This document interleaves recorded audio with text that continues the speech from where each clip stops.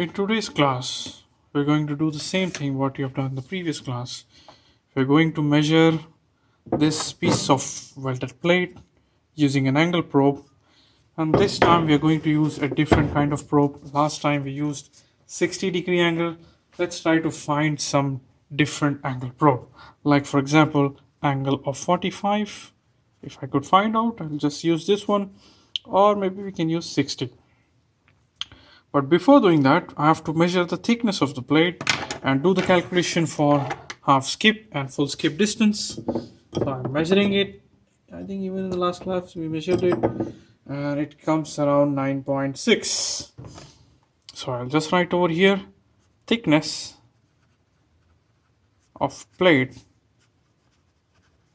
is equal to 9.6 millimeter. Now after this is done, let me just draw a rough diagram for how the weld look like. It's the weld. Now I'll be putting a probe somewhere here. Now what I want to know is how much is this length. This is half skip distance. And then I want to find out what is this length, beam path, BP. Here angle, first I will take as 60. Also I'll take as 45. I'll take two angles and do the calculation. Now first we'll go for 45-degree calculation. So what is this? Is a triangle. This side is half skip distance. This is the thickness T. Let me just write T over here. So this is something like for 45 degrees. If I want to calculate half skip distance, I have to go for tan formula. Tan 45 is equal to opposite is half skip distance divided by T. So my half skip distance is T tan 45, which is T is 9.6 tan 45. This is half skip distance for 45. Same thing I'll do it for 60. So half skip distance for 60 is 9.6 into tan 60.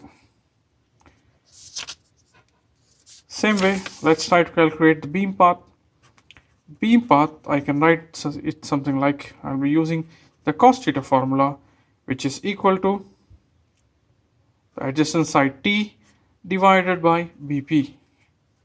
So beam path comes as T by cos theta.